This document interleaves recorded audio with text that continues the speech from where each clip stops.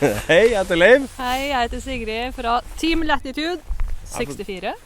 Fett.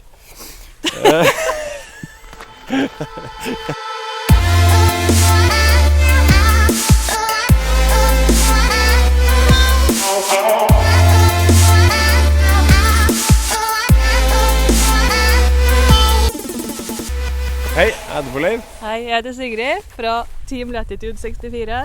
Og vi har Begge fra Trondheim Frisbeeklubb. Yes. Yes.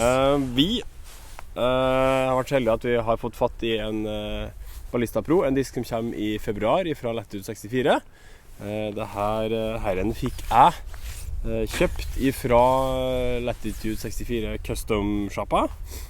One out of 100, som står her. Og vi har leket oss litt på den i dag. Og vi har testet den imot altså en vanlig, er det lov å si det? Gammel ballista, Lillebroren. som blir nok kanskje lillebroren. Vi har også testet den opp imot en World, som også er en Speed 14. Relativt like tall på dem. Og en Snowline-ballista. Og en Lucid Sheriff. Må si tusen takk til våre venner i klubben, Jan Sindre og Ingar, som har lånt oss disker, så vi får sammenligne. Yes. Jeg kan snakke litt om ballistaen først. Den ordinære ballistaen var jo en fryktelig populær disk. Spesielt den First Run Snowline-ballistaen, som var litt mer stabil enn den vanlige Stockrun-ballistaen. Og har blitt en myteomspunnen disk. Og etter mye etterspørsel så har da tydeligvis Latitude 64 gitt etter og pimpa opp den, og kommet ut med en litt mer stabil utgave av ballistaen, så de kaller det for en Ballista Pro. Ja. Det er jo flere versjoner av andre disker også som kommer i Pro-utgaven. Ja, det har Rive Pro, og det kommer mer etter hvert. Ja. Tallene til trilogien er jo så som så, kan det være. De er ganske like egentlig. 14.4 0,54 her er det 14.4 0,3. Ja. Men vi har altså prøvd dem, og for meg så er jo ballista allerede litt hissig. Ikke hissig, men på slutten kommer mye til venstre. Ganske overstabil, kan jo være nyttig. Og ikke overraskende så er da Ballista Pro enda litt hissigere. Litt for hissig for min arm. Så hva syns du? Jeg har egentlig ikke kastet så fryktelig mye ballista. Jeg har holdt meg blitt veldig glad i Sheriff, som er litt i samme landet. Kastet litt World, kastet litt Defender, og kastet en del Gladiator. Så jeg var spent på hvordan den Ballista Proen skulle bli. Det var jo veldig sånn, teksting og markedsføring av forkant har jo på en måte gjort at man har vært veldig nysgjerrig. Og jeg kan røpe så mye at den har ikke skuffet. Nei. Jeg er veldig positivt overrasket. Jeg er generelt ikke noe veldig glad i sånne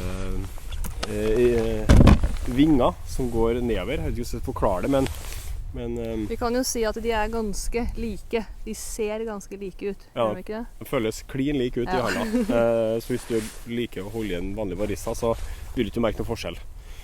Men ja, til å være en sånn Big Rim-disk med en sånn nedovervinge som jeg ikke er så fan av, så er jeg fan av en Ballista Pro. Ja.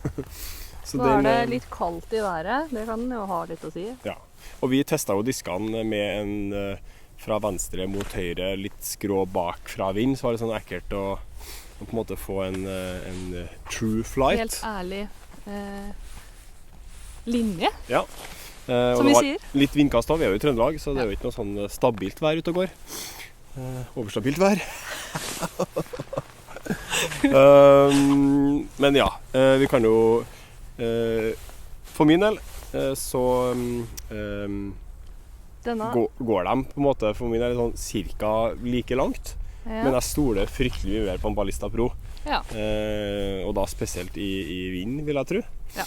Jeg også kjenner jo, jeg traff jo noen ganger, og når den først drar over vanlig ballista, så er den jo borte da. Ja. Mens for meg så var jo Pro bare rakt venstre. Ja. Og jeg fikk en fin liten turn igjen, og så fade den, og jeg kan cranke i da. Ja. Nå er vi på en bane som ikke er så fryktelig lang, så vi fikk ikke maksa lengden på disken, men For likevel smake litt på hvordan... ja, hva som bor i bilen, Ja, og ja, jeg synes det stemmer da, at den er en storebror, en litt mer stabil Syns du ballista. at de har klart å være lik snowballistaen? Ja, her har jeg bare kastet et par kast med den her. Jeg tror ikke det er den first run, den mytomspunne first run. Det er en Scandinavian Open. Men den var fryktelig god å kaste. Ja. Veldig god plastikk. Takk til Ingar for å utlåne den. Vi testet den også opp imot en Lucid Sheriff. Du kaster en del av de. Kasta. Det som er med Sheriff, at med en gang det er noe vind, så sliter jeg med den. Den er litt følsom på vinkelen og slipper den i. Og så er den også et hakk mer understabil enn En såkalt Ballista Pro. ærlig disk, da. Møkkadusk! Nei, men den Jeg likte den her. Jeg har ikke kastet den så veldig mye før i dag. Den er Jeg liker den blitt veldig veldig populær. Ja, det skjønner jeg godt. Men den, Lett å kaste for oss som ikke har de helt raskeste armene, kanskje. den er et hakk mindre stabil enn Ballista Proen. For min del.